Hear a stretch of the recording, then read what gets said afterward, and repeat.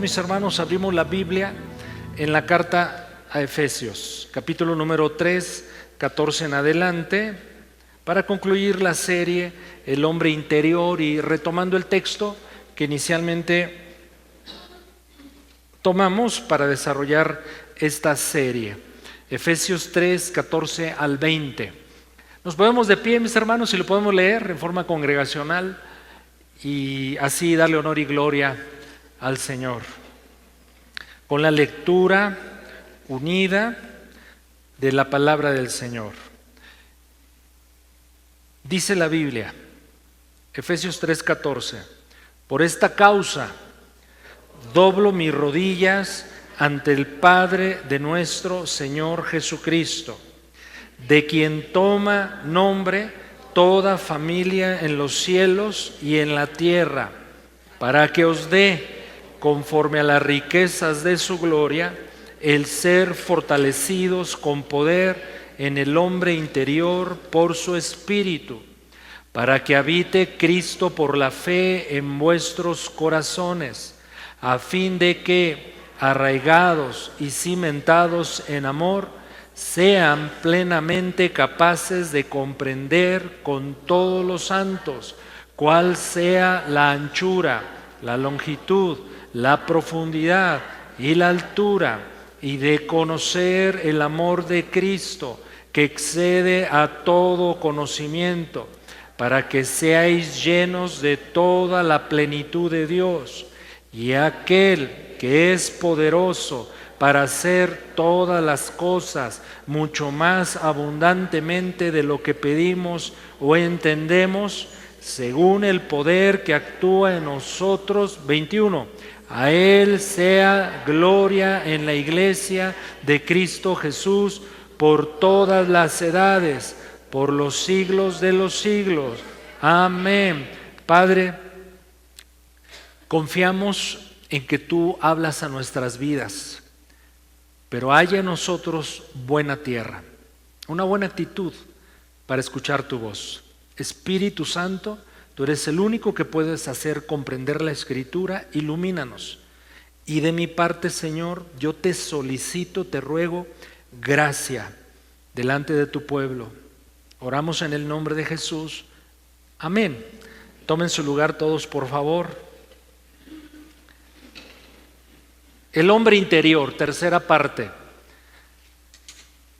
Cómo nos sentimos en nuestras emociones, qué decisiones tomamos, cómo reaccionamos ante las circunstancias de la vida, todo eso surge desde adentro, del hombre interior.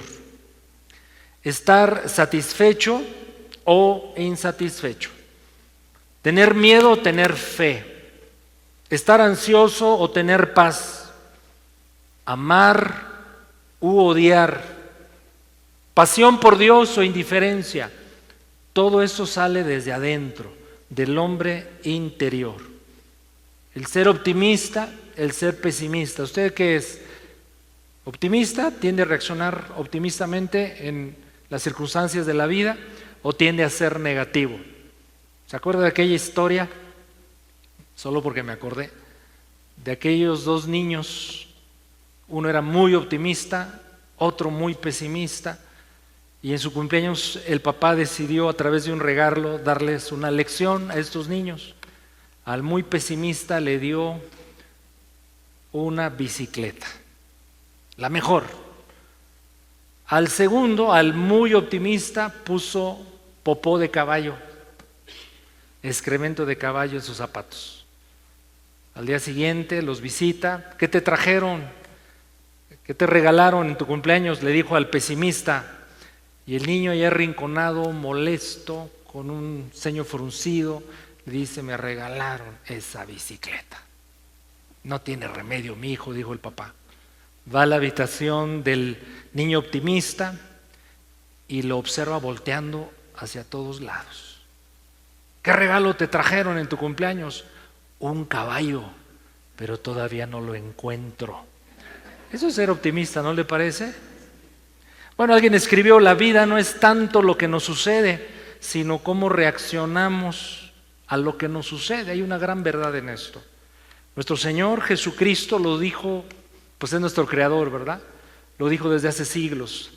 Sobre toda cosa guardada, guarda tu corazón, porque de él mana la vida. Lo que sentimos, pensamos, hacemos, decidimos, fluye desde adentro, mis hermanos. Y cuando Pablo está orando, en esta oración que registra el capítulo número 3 de Efesios, cuando Pablo ora para que el hombre interior sea fortalecido por el Espíritu Santo, pues no solamente está apuntando hacia nuestro bienestar, lo cual es bueno, por supuesto, nuestro bienestar integral. Él está apuntando hacia algo mucho mayor, mucho más grande que nosotros mismos. Él está hablando de que podamos vivir en la plenitud de Dios, en su gran amor, en sus propósitos, en entender mejor su plan redentor y el rol que tenemos en ese plan redentor. Y por supuesto, sí, también saber lidiar con las presiones de la vida desde la perspectiva y con los recursos de Dios. Oh, mis hermanos, si pudiéramos ver las cosas desde la perspectiva de Dios y lidiar las cosas con los recursos de Dios, mis hermanos, esto sería el cielo en la tierra, no lo dudo. Bueno, en esta serie, el hombre interior, ¿qué hemos visto los últimos domingos? Número 1, ¿qué es el hombre interior? ¿Cómo lo describe la Escritura? ¿Cómo se forma el nuevo hombre interior, la nueva naturaleza? Sus capacidades, sus posibilidades, ¿qué lo fortalece? Y la realidad de que en los creyentes, en los hijos de Dios, hay dos naturalezas. Hoy vamos a ver los versículos que hemos leído para identificar 4 cosas. Volvamos a observar los para qué.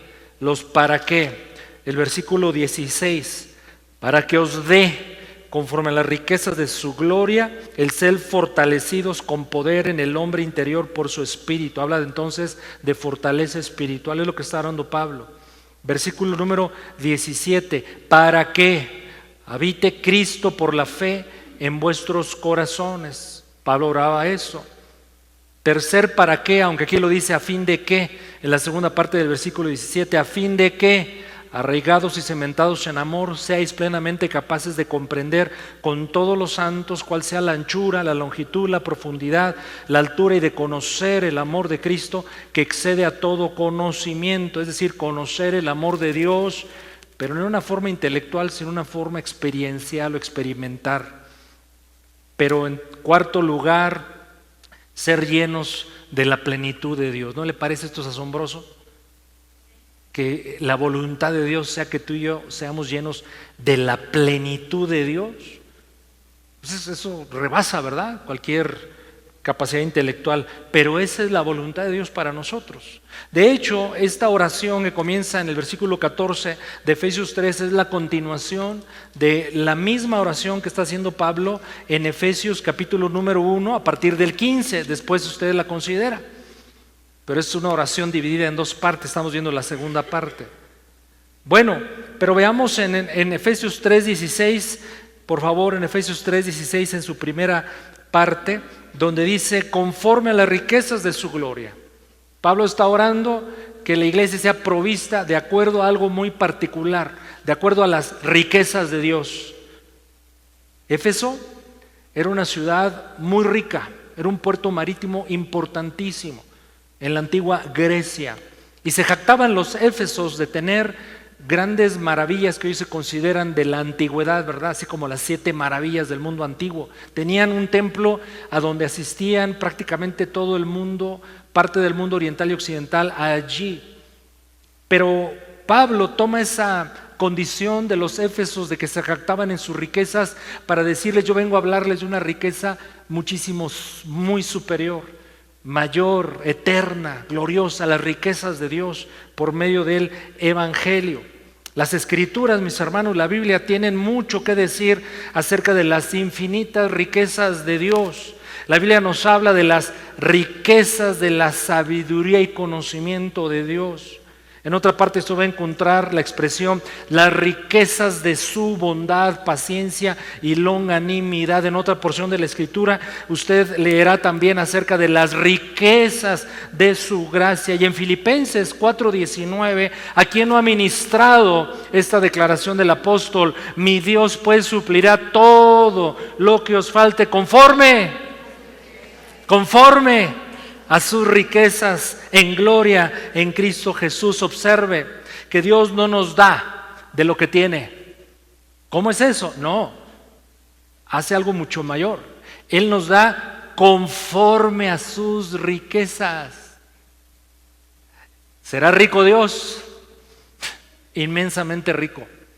Porque tú y yo muchas veces no damos conforme a nuestras riquezas. O sea, Dios no solamente da, lo cual ya sería extraordinario. Dios da de acuerdo y conforme a lo que Él tiene. Y eso es muchísimo. A veces tú y yo no hacemos eso.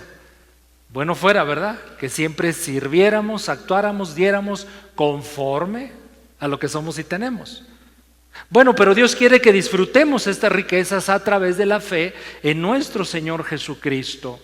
Segunda de Corintios 8:9 claramente lo refiere. Segunda de Corintios 8:9, porque conocen la gracia de nuestro Señor Jesucristo, que siendo rico, por amor a nosotros se hizo pobre, con un propósito para que nosotros con su pobreza fuéramos hechos ricos. No. Yo no estoy siendo hábil en predicar en esta mañana. Se me hace que algunos, a ver, sacúdase por favor. Quizás se vino arrastrando a Sabanás, dijo aquel, ¿verdad? A ver, estírese, relájese, porque Dios le quiere bendecir, le quiere hablar, lo quiere levantar, lo quiere confrontar, lo quiere equipar. Enriquecidos, hubo un intercambio en la cruz. Mis pecados por su justicia por mis pecados, pero su riqueza para que yo fuese rico en Él. Un recuento de alguna de las riquezas de Dios que el propio Pablo registra en Éfeso. Rápidamente, por ejemplo, versículo 1:3.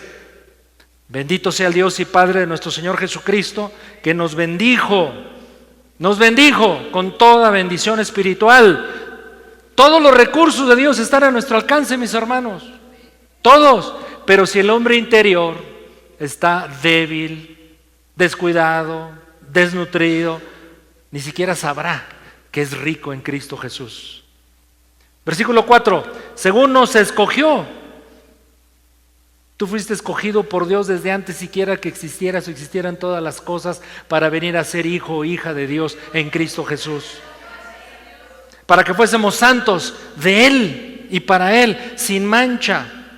Versículo 5, nos predestinó para ser adoptados. Versículo 7, en Él tenemos redención, rescate, libertad, restauración. Versículo 13, en su última parte, fuimos sellados con el Espíritu Santo, el Espíritu de la promesa. Ve al capítulo número 2, versículo 6. Nos resucitó juntamente con Él. Estamos sentados en los lugares celestiales con Cristo Jesús. Versículo 8. Fuimos salvados por gracia. Se nos fue dado el don de la salvación. Versículo número 10. Somos hechura de Dios, nueva hechura de Dios en Cristo Jesús. Observe el 2:12 en su parte final. Bueno, leamos todo el versículo. En aquel tiempo estaban sin Cristo. ¿Cómo estábamos, mis hermanos? Sin Cristo, alejados de la ciudadanía de Dios, es decir, del pueblo de Dios, ajenos de los pactos de la promesa. Y así estábamos, dime sí o no, sin esperanza y sin Dios. Pero eso ya se solucionó. Son las riquezas en Cristo Jesús. Una última, versículo 19, 2:19. Así que ya no somos ni extranjeros ni advenedizos, es decir, arrimados, sino ahora somos conciudadanos de los santos y miembros de la familia de Dios. Es una bendición tenerte como mi hermano en Cristo. riquezas en Cristo Jesús. Bueno, Pablo en la oración de Efesios capítulo 3, a partir del 14, está orando que Dios responda conforme a sus infinitas riquezas. Observa el versículo 3:16 en su parte B, Efesios 3:16, el ser fortalecidos con poder en el hombre interior por su espíritu, y hablamos, fue el primer tema de esta serie, la importancia de que el Espíritu Santo nos fortalezca interiormente al nuevo hombre, al nacido de nuevo. Pero quiero enfatizar algo en este punto, añadir, observa en los siguientes textos, entre otros tantos que hay, la realidad de la importancia de lo que está ocurriendo dentro de nosotros como hijos de Dios. Colosenses 1:27, a quienes Dios quiso dar a conocer las riquezas de la gloria de este misterio entre los gentiles, que es Cristo en vosotros. ¿Cristo está en ti? ¿Cristo está en mí? Ahora dile al que está a tu lado.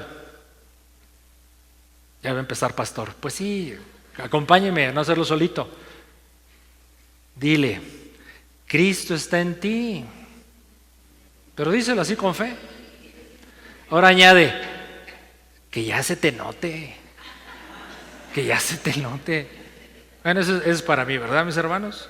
Gálatas 2:20, con Cristo estoy juntamente crucificado, ya no vivo yo. ¿Quién vive? Cristo en nosotros. Juan 7:38, el que cree en mí, como dice la Escritura, de su interior, ¿de dónde? ¿De dónde? De su interior correrán ríos de agua viva. Se refiere al Espíritu Santo, que nos llena en el día de la salvación. Pero observe, ¿de dónde fluye la obra del Espíritu Santo que está en nosotros? Desde adentro de nosotros. Los ríos del Espíritu fluyen del hombre interior regenerado. Así es que si no alimento mi hombre interior, ese hombre interior se va a volver débil, la carne se va a empoderar. Entonces ocurrirá lo que eventualmente llega a ocurrir. Otra vez, acompáñame, dígale al que está a su lado, ese pastor es tremendo. Va a empezar a hablar de ti otra vez. Si no alimento mi hombre interior, se vuelve débil, la carne se empodera, entonces deja de haber comunión, intimidad con Dios. A veces obedeceré, a veces seré rebelde. A veces manifestaré el fruto del Espíritu, a veces manifestaré las obras terribles de la carne. Y dejo de ver cada vez más la gloria de Dios y la vida cristiana se vuelve sosa, aburrida, estéril, indiferente. Esa es una realidad que Dios no quiere en ninguno de nosotros. Porque puede pasar lo que a la propia iglesia de Éfeso, a la que Pablo está escribiendo esta hermosa carta, pero que ya en el tiempo del Apocalipsis Dios mismo le da un mensaje. Vaya por favor rápido a Apocalipsis capítulo número 2, texto que conocemos nosotros pero que hace sentido hoy lo invoquemos. Apocalipsis capítulo número 2 a partir del 2. Apocalipsis 2:2. Es Jesucristo, le dice a la iglesia, yo conozco tus obras, tu arduo trabajo y paciencia. Aquí un hermoso elogio. No puedes soportar a los malos. Has probado a los que se dicen ser apóstoles y no lo son. Nos caería muy bien a esta generación hacer esto con mucha disciplina. Una generación de pseudoapóstoles y profetas que se ha levantado ahora recientemente, sin negar la realidad de que hay apóstoles y profetas genuinos. Los has hallado mentirosos y has sufrido por causa de Cristo y has tenido paciencia, has trabajado arduamente por amor de mi nombre, no has desmayado. Hasta aquí, ¿le encuentra usted algún defecto a la iglesia de Éfeso? No, hombre, digna de imitar, ¿no es cierto? Sin embargo, versículo número 4, pero tengo contra ti. Si mi esposa a mí me dice, Gabriel, tengo contra ti, y me habla así en un tono firme, y una mirada hasta desafiante. Hermanos, mis rodillas se ponen a temblar. Me pongo pálido. Pero que Dios me diga, tengo contra ti, eso, diga conmigo, eso está grueso. Tengo contra ti. Quiero imaginarme a la iglesia de Éfeso después de haber escuchado los hermosos elogios de nuestro Señor Jesucristo, pero ahora tengo contra ti. ¿Qué tengo contra ti? Que has dejado tu primer amor. Eso le puede pasar al hombre interior. Y vaya que llega a pasar con más frecuencia, mis hermanos, de lo que pensamos. Yo cuando leo este pasaje me imagino una escena, una esposa que le dice a su esposo, después de muchos años de convivir juntos, llevar su matrimonio, le dice, ¿sabes qué, fulano? Mira, yo te voy a seguir dando de comer, preparando la comida. Voy a lavar tu ropita, la voy a seguir planchando, la casa va a estar ordenada, voy a estar aquí pendiente de tus necesidades. Y el esposo podría decir, muy bien, qué mujer tan linda, ¿no? Pero te tengo que decir, mi corazón pertenece a otro hombre. Aquí vas a contar conmigo, aquí voy a estar. No te voy a fallar en nada, pero yo amo a otro hombre. Así yo me imagino ese texto. Y a veces lo hacemos con Dios. Podemos vivir una vida cristiana exteriormente que otros puedan elogiar, pero dentro de mí hay tantos ídolos que le han quitado el lugar al Señor.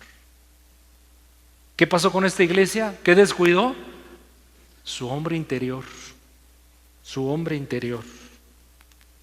Pero dice Pablo en el versículo de Efesios 3,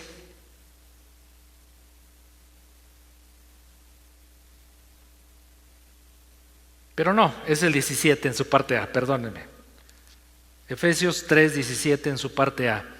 Para que habite, es la otra petición, para que habite Cristo por la fe en vuestros corazones. Hay una realidad. Cuando aceptamos a Cristo Jesús, Él viene a vivir dentro de nosotros en la persona del Espíritu Santo. Ese es un hecho concreto, real, objetivo. Cristo vive en nosotros. Pero ¿por qué Pablo dice para que habite Cristo por la fe en vuestros corazones aquellos en quienes Cristo está? ¿No le parece una contradicción?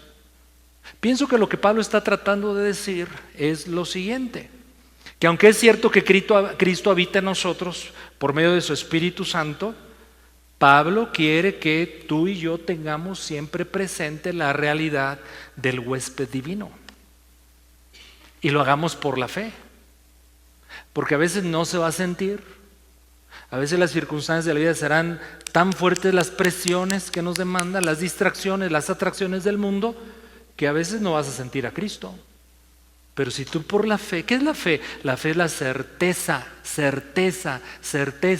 convicción de lo que yo no veo con mis sentidos físicos. Pero la fe dice, pero aquí está Cristo. Aquí está el Señor en mí. Así es que cuando Él dice en la Biblia que habite, está hablando de que Jesús se encuentre cómodo en su casa, que es tu corazón, si es que es de Él. Apocalipsis 3:20 hace eco de esta declaración de Pablo, ahora en palabras del apóstol Juan. Apocalipsis 3:20, y de hecho son palabras de nuestro Señor Jesucristo, no son ni siquiera de Juan, son de Jesús. Él dice, he aquí yo estoy a la puerta y llamo. Si alguno oye mi voz y abre la puerta, entraré, cenaré con él y él conmigo. ¿Sabes? Creo que sí ya lo sabes, que este texto no es para la gente que aún no conoce a Cristo, es para nosotros, es para la iglesia, es para creyentes. Lo usamos como un texto evangelístico porque es muy hermoso y estamos animando a las personas a que reciban a Jesús. Pero este texto es hermosísimo porque deja ver claramente que en sentido práctico, como actuamos, como decidimos, Cristo está afuera. Y sin embargo observa al Todopoderoso, al que está entronado en su gloria, nuestro Rey, el Rey de Reyes, el Señor de Señores. Dice, he aquí estoy toc, toc, toc, tocando la puerta de tu corazón. Puede ser un corazón rebelde, indiferente, frío, apático, pero el Señor, mientras vida tengamos, es paciente con nosotros y está tocando la puerta y dice: déjame entrar a cenar contigo. Habla de intimidad. Es cuando Pablo dice: para que Cristo habite por la fe de vuestros corazones. Nos está diciendo que Cristo esté cómodo en su casa, si es que es su casa. ¿No se le hace importante una oración así? Y que nosotros oremos, pero actuemos en correspondencia. El versículo 17, 3:17 en su parte B y hasta el 19 en su parte A, leemos nuevamente: ¿a fin de qué? ¿A fin de qué? Es lo que ora Pablo también. Arraigados y cimentados en amor, seamos plenamente capaces de comprender con todos los santos cuál es la anchura, la longitud, la profundidad, la altura, de conocer el amor de Cristo que excede a todo conocimiento. Llama la atención: a fin de que arraigados y cimentados en amor. Como las plantas, su fuerza y fuente de vida proceden de las raíces. Como los edificios, su fortaleza depende de sus cimientos. Así es el amor de Dios, mis hermanos. Es la fuente de vida y vigor que nos sostiene a ti y a mí. Pero el amor de Dios, mis hermanos, no es algo que se conoce intelectualmente. Yo puedo conocer la Biblia, creer lo que dice la Biblia, porque intelectualmente yo lo puedo aceptar. Hay mucha gente que se ha convertido así, que siendo incluso ateo o ateos, haciendo una investigación objetiva histórica de la realidad de la vida, obra, muerte, pero resurrección de Jesucristo, creen en Cristo. Digamos como un acto he ido a encontrar la expresión, de honestidad intelectual. Y claro, la verdad obra, ¿verdad? Conoceréis la verdad y la verdad os hará libres. Y viene la salvación. Pero mis hermanos, lo que nos va a sostener en la vida, más que cualquier otra cosa, es que estemos seguros y ciertos de forma experimental o experiencial del amor de Dios. Y eso rebasa nuestra capacidad intelectual. En este año, en los últimos meses, parte del año pasado y comienzos de este año, hemos sido, digamos, testigos cercanos o lejanos de muertes en familias, gente joven, donde fueron los padres los que perdieron a sus hijos. Humanamente uno puede decir: híjole, ¿cómo se sentirá el hermano, la familia ante situaciones así? ¿Qué estará pasando en su mente? Puede haber reclamo, reproche, dudas. Uno diría: pues es que es comprensible. ¿Y quién puede a esas personas decirles: pero Dios te ama? Y aunque estés diciendo una verdad, la otra persona, y tú lo comprenderías y quizás lo aceptarías, hasta se ofendería. Como Bin Laden. ¿Se acuerdan cómo se llamaba Bin Laden? El de las Torres Gemelas. Osama Bin Laden. Y podríamos decir: y si Osama, ¿por qué os mata? Así es que el amor de Dios es mucho más grande, y esto lo digo por mí, que el cacahuatito que tengo aquí. El amor de Dios se experimenta, mis hermanos, porque el amor de Dios se revela. Un hombre interior fortalecido por el Espíritu Santo es capaz de estar conectado siempre al amor de Dios, y será sus raíces y su fundamento sólido en lo cual sostenerse para seguir avanzando. Recién convertido, lo sabe, se lo he platicado, espero sirva. No lo hago por hablar de mí, procuro desde este púlpito hablar lo menos posible de su servidor, pero recién convertido, yo perdí muchas cosas muy valiosas desde el punto de vista humano. ¿Qué me sostuvo? El amor de Dios. Yo no tenía nada, pero yo me sentía gozoso, con paz, alegre, feliz. Algo más fuerte que mis sentidos y mi mente estaba operando en mí, era el amor de Dios. Sin el amor de Dios, mis hermanos, la vida cristiana se hace sosa, insípida, infructuosa.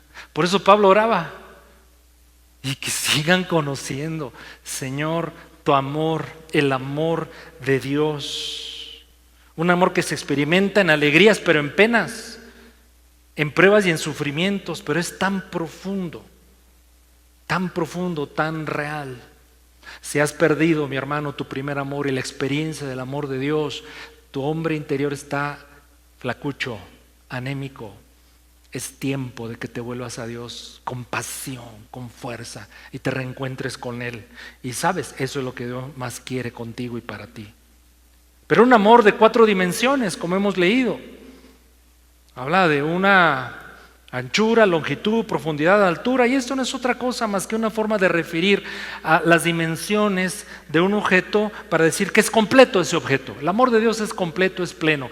Pero encontramos hermosas alegorías que se hacen sobre estos dichos. Quizás has leído algunas y nos bendicen, porque alguien escribe esto no es mío, se lo comparto. Dice: el amor de Dios es tan ancho,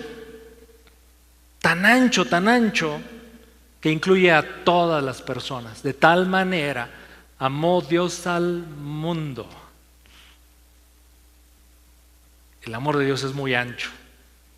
Tan ancho, mis hermanos, que cubre todos mis pecados.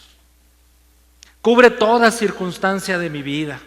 Tan ancho, mis hermanos, que Dios es capaz de demostrarme que a los que aman a Dios, todas las cosas finalmente obran para bien. Pero el amor de Dios también es largo, largura, longitud. Alguien escribió: el amor de Dios es lo suficientemente largo que va a durar toda la eternidad.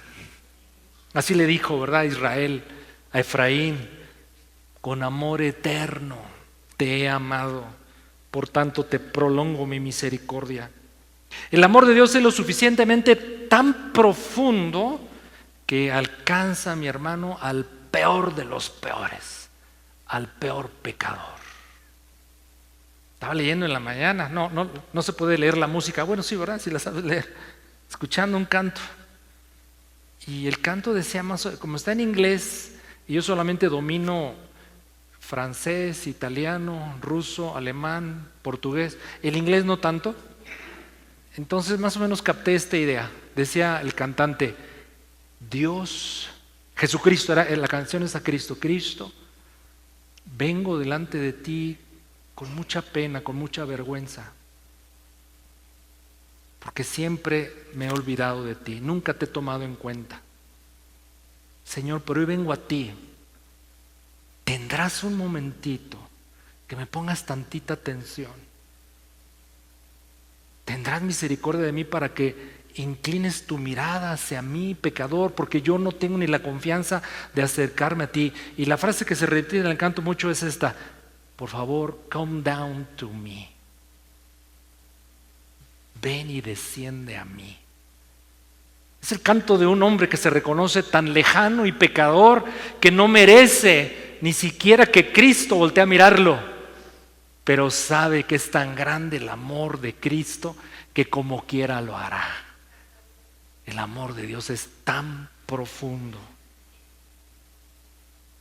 El amor de Dios es lo suficientemente alto, porque es un amor, mis hermanos, que nos va a llevar con Él. Nos va a llevar con Él al cielo.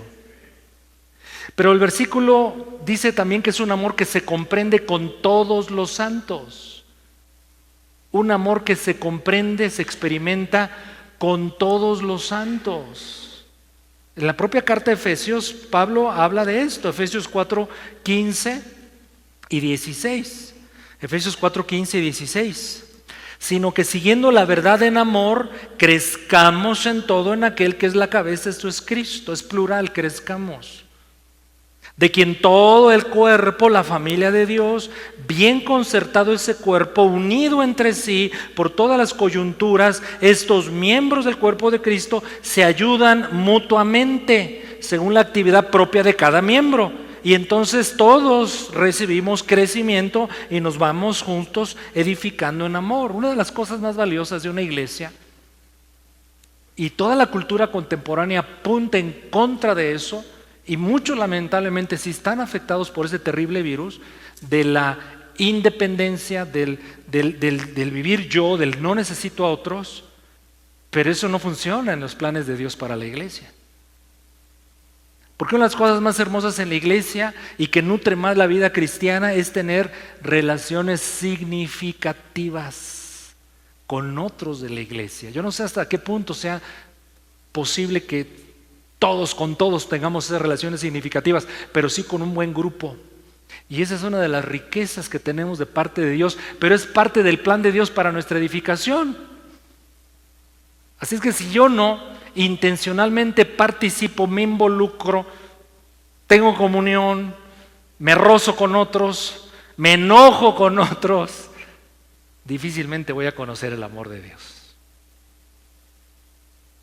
No puede ser.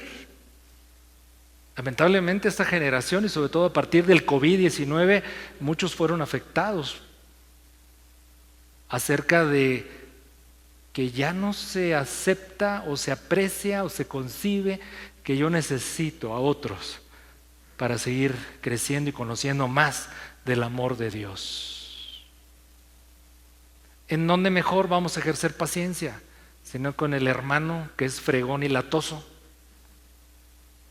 o el perdón o la compasión.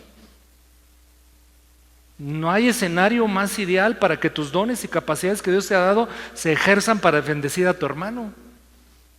Lo puedes hacer en cualquier otro contexto, por supuesto, pero el escenario y grupo ideal es la iglesia. Somos tú y yo. Por eso el Señor nos dio una identidad.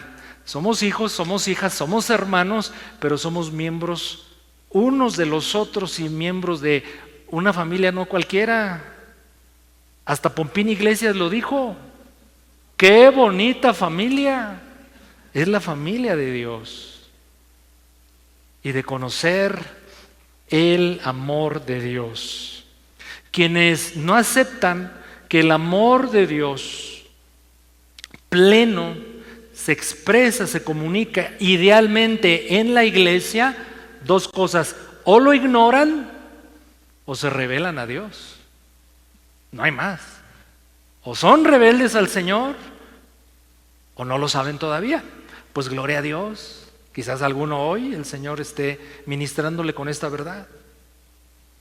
Pero dice Pablo en su oración 3:19 en su segunda parte, Efesios 3:19 en su segunda parte, para que seáis llenos de toda la plenitud de Dios. ¿Qué está diciendo Pablo?